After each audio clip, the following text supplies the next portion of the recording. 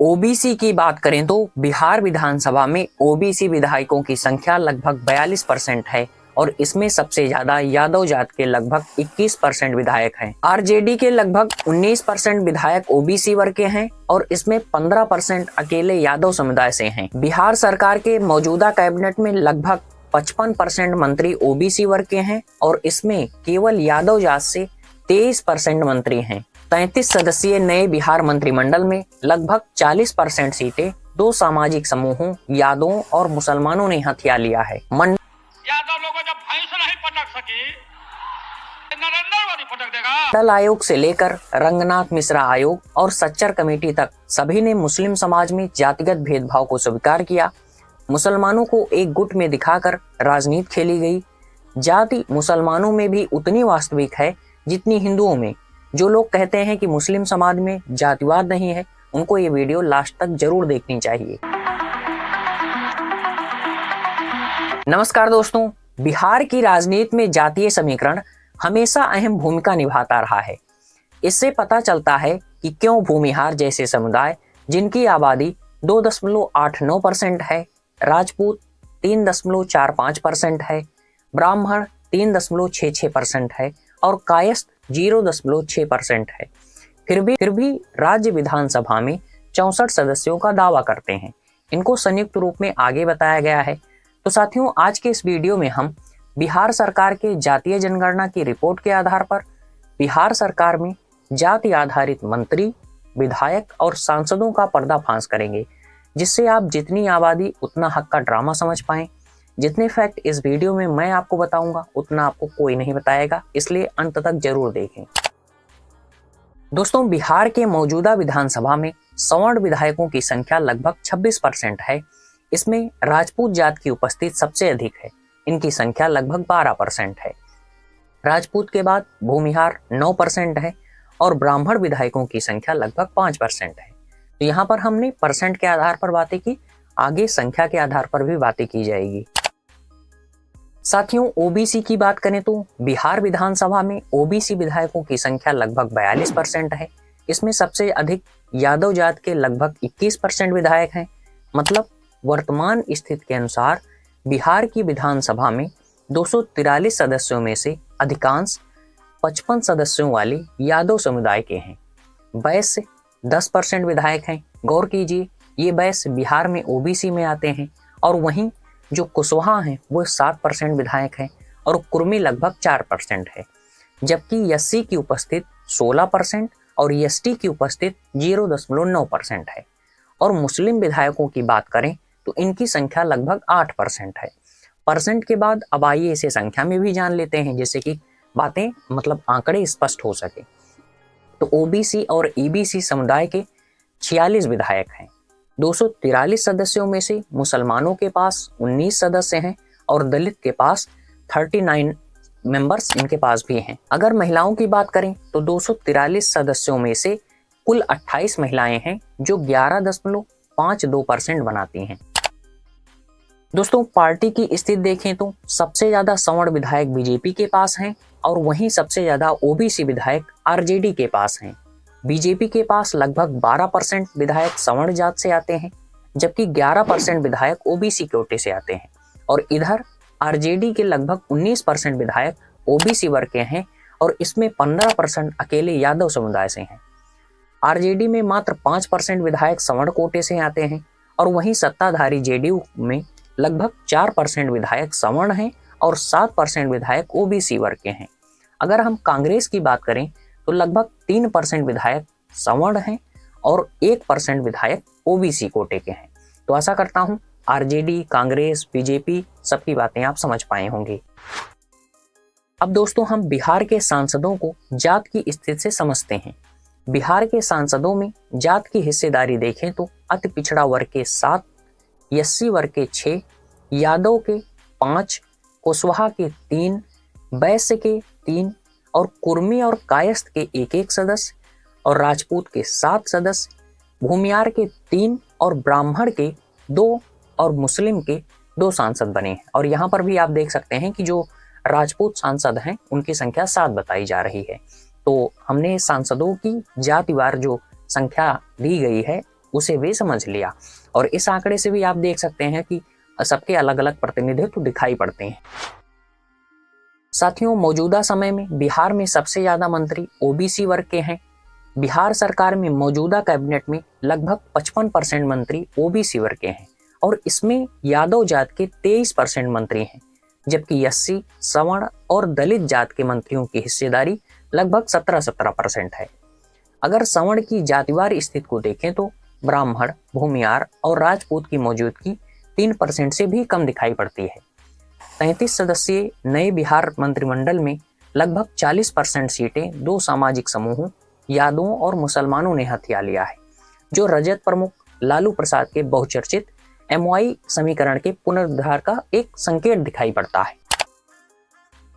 दोस्तों, बिहार की कुल आबादी का 14% यादव हैं, जबकि आरजेडी के द्वारा उनको 30% सीटें मुहैया कराई गई और वहीं बिहार की कुल आबादी का 2.8% कुर्मी है, जबकि जेडीयू ने उनको 13.9 मतलब लगभग 14% सीटें दी गई थी।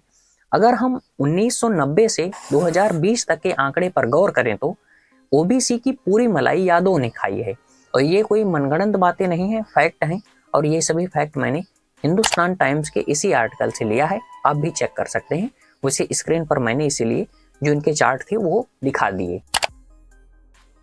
दोस्तों, मुसलमानों में जो अशराफ हैं वो अपर कास्ट मुस्लिम होते हैं। इसमें सैयद, त्यागी, मुगल, शेख, पठान आते हैं और दूसरे होते हैं पसमानदा। पसमानदा फारसी शब्द है जिसका अर्थ ही होता है जो पीछे छूट गए हैं। इनमें अंसारी, कुरैशी और भी बहुत से आते हैं जिसे आप स्क्रीन पर देख सकते हैं, लेकिन इसको मैं शुरू से बताता हूं क्योंकि इस पर कोई चर्चा नहीं होती और काफी इंपॉर्टेंट होने के बाद भी यह छूट जाता है। मंडल आयोग से लेकर रंगनाथ मिश्रा आयोग और सच्चर कमेटी तक सभी ने मुस्लिम समाज में जातिगत भेदभाव को स्वीकार किया है। इस प्रकार पूरे मुस्लिम समाज को समरूप दिखाकर अल्पसंख्यक और मुस्लिम नाम पर पसमानदा की सभी हिस्सेदारी अशराफ की झोली में चली जाती है। आगे आंकड़े पर भी चर्चा की जाएगी। जबकि पसमानदा की आबादी कुल मुस्लिम आबादी का 90% है, लेकिन सत्ता में हो, चाहे वो न्यायपालिका, चाहे कार्यपालिका, चाहे विधायिका हो या मुस्लिम कौम के नाम पर चलने वाली संस्था या गैर सरकारी संस्था जिसे NGO कहते हैं, वह ही क्यों ना हो, जैसे मुस्लिम पर्सनल लॉ बोर्ड हो, जमाते इस्लामी हो, जमीयतुल उलेमा हो, मिल्ली काउंसलिंग हो, मजलिसे मसावरत हो, वक्फ बोर्ड हो या बड़े स्तर के मदरसे हों, पूरे मुस्लिम समाज के नुमाइंदगी का दावा करते हैं। उनमें भारतीय मूल के आदिवासी, दलित और पिछड़े मुसलमानों की हिस्सेदारी लगभग शून्य है।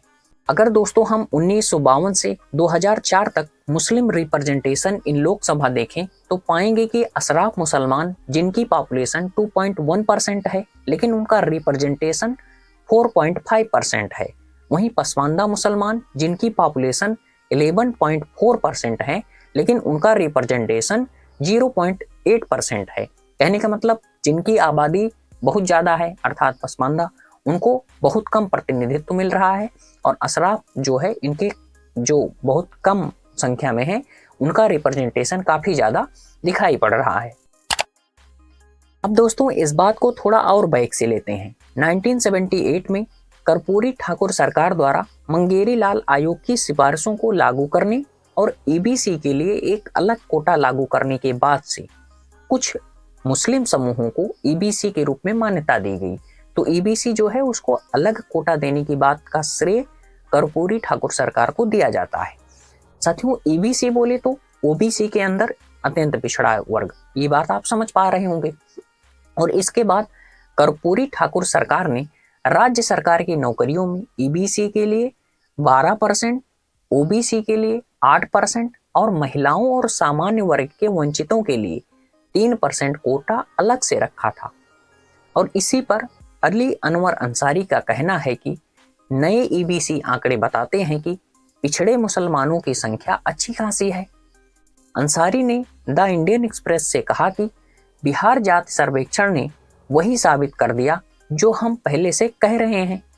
हालांकि 1931 की जनगणना तक मुसलमानों को जात के आधार पर गिना जाता था और मंडल आयोग की रिपोर्ट में भी इसका उल्लेख किया गया था, लेकिन मुसलमानों को एक गुट के रूप में दिखाकर राजनीति खेली गई।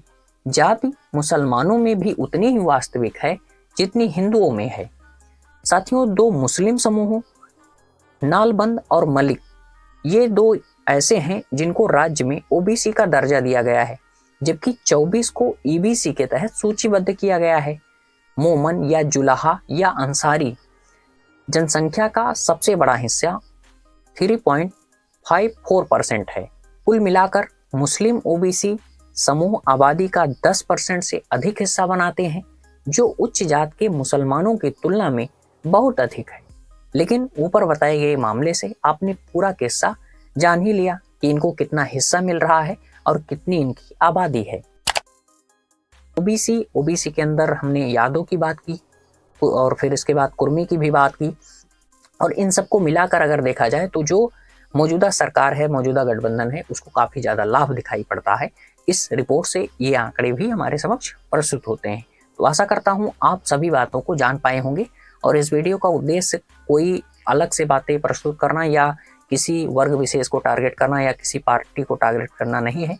जब जाति के आधार पर बातें की ही जा रही हैं तो इस बात को भी समझना काफ़ी ज़्यादा जरूरी है, जैसे कि हम पूरी बातों को तो समझ पाएँ। ऐसा थोड़ी है कि जाति जनगणना करा ली गई और ये वर्ग इतना, ये वर्ग इतना, ये वर्ग इतना, ये बता दिया गया और फिर ऊपर से ये भी थोप दिया जाए कि जितनी आबादी उतना हक। ये बात भी तो हमें जानना चाहिए कि किस व्यक्ति की कितनी आबादी है, किस वर्ग की कितनी आबादी है और उसका कितना प्रतिनिधित्व दिखाई पड़ रहा है। तो आशा करता हूँ ये जानकारी आपको काफ़ी रोचक लगी होगी, और काफ़ी मेहनत से मैंने इन सभी फैक्टों को, ओरिजिनल फैक्ट बल्कि मैंने जो न्यूज़पेपर हैं जहाँ से मैंने लिया है उन सबको आपके समक्ष लगा कर बताने का प्रयास किया। तो आशा करता हूँ आपको ये वीडियो काफ़ी इन्फॉर्मेटिव लगा है, और अगर ऐसे ही इन्फॉर्मेटिव वीडियो और देखना चाहते हैं तो हमारे प्लेलिस्ट को चेक कर सकते हैं, और ऐसे ही वीडियो के लिए हमारे ज़रूर सब्सक्राइब करें और इस वीडियो को ज़्यादा से ज़्यादा शेयर भी करें। मिलते हैं नेक्स्ट वीडियो में। नमस्कार, धन्यवाद दोस्तों।